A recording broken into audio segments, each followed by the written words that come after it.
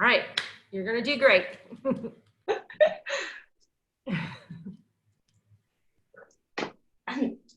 Okay, so hello everyone, my name is Ningxin. Today I want to share with you a short story I have experienced. You may feel angry after listening to it, but it is indeed something that you often encounter in life. One day I feel dizzy and uncomfortable on the bus. At this time, a person who did not look very old got on the bus and stood beside me. He asked me why I didn't give him a seat. I gently told him that I was not feeling well, but he ignored me and kept asking me to give him a seat. Then I got angry and told him I wasn't feeling well enough to make a seat for you. Instead, he pushed me up and forced me to make a seat for him.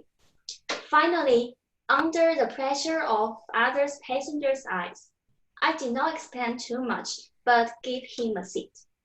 I did not want to let the seat, perhaps showing impatience. The old man, more angry, pushed me up out of the seat. I was very angry at the time, but I did not solve this problem at the time, and let the elderly pull me up and sat in my seat. So there is an old Chinese saying is respect the old and love the young. But some people misunderstand it. Helping people in need is the answer. It is unscientific to divide needs by age. Don't hijack morality. I think people of all ages should get help if they need it. Giving up a seat is not a matter of course. The old should also respect and understand the young. Respect is a mutual. This society forces the young to respect the old, and no matter what unreasonable conditions, the old forward will agree. Then there is probably no love and respect in the society. In the Euler Survive Guide I studied, I know that in communication, it is necessary to be based on the other party's certain respect.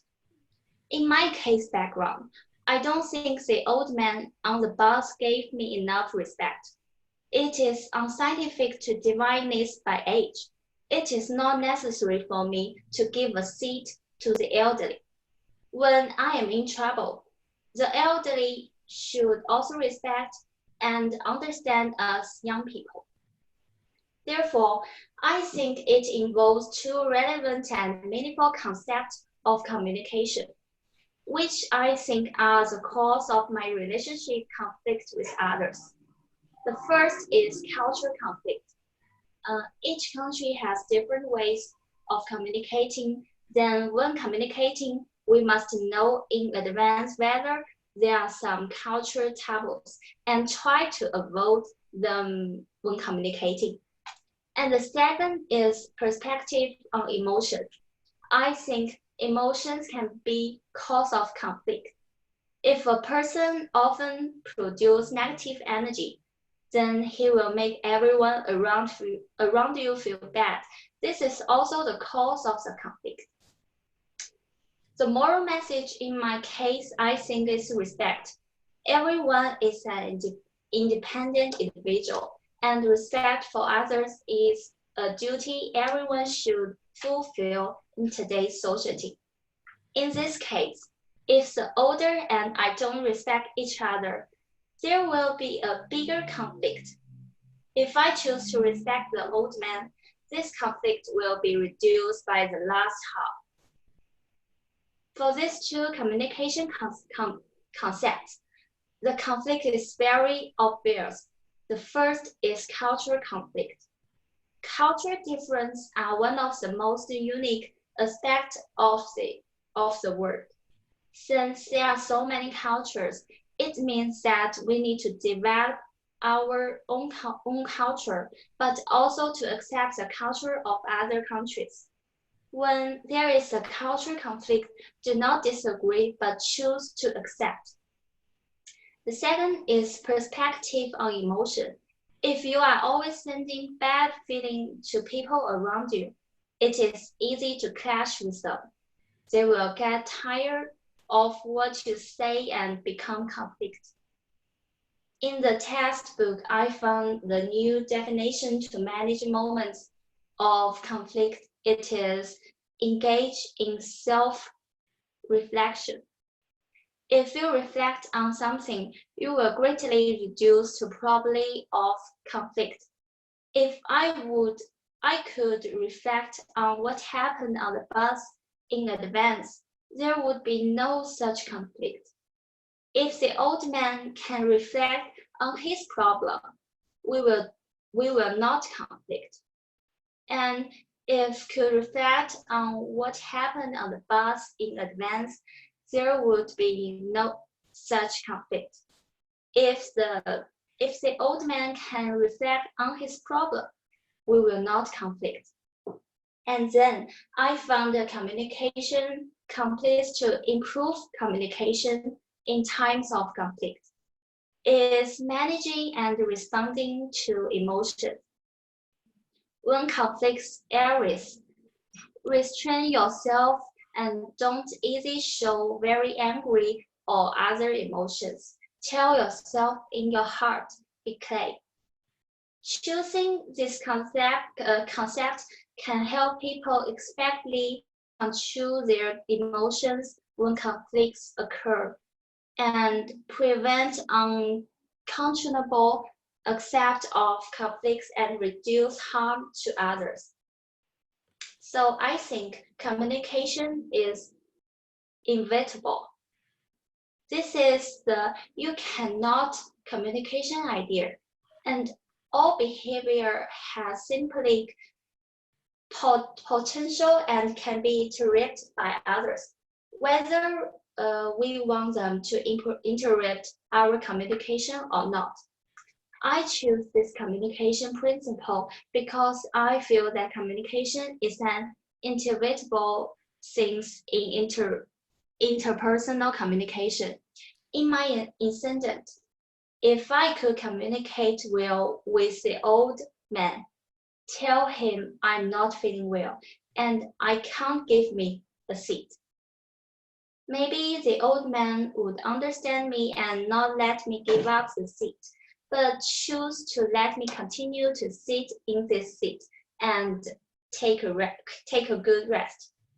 On the contrary, if the old man told me this situation well, instead of forcibly pulling me away from the seat, maybe I would choose to give the old man a seat, and therefore communication is an inevitable thing. Therefore, listening how to communicate well is something everyone should learn. Thank you. All right. So, so let's talk about this. So Okay.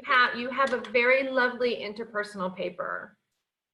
So, but what this assignment I needed you to do, and so I hope it's okay if I give you your feedback right now. Is that okay?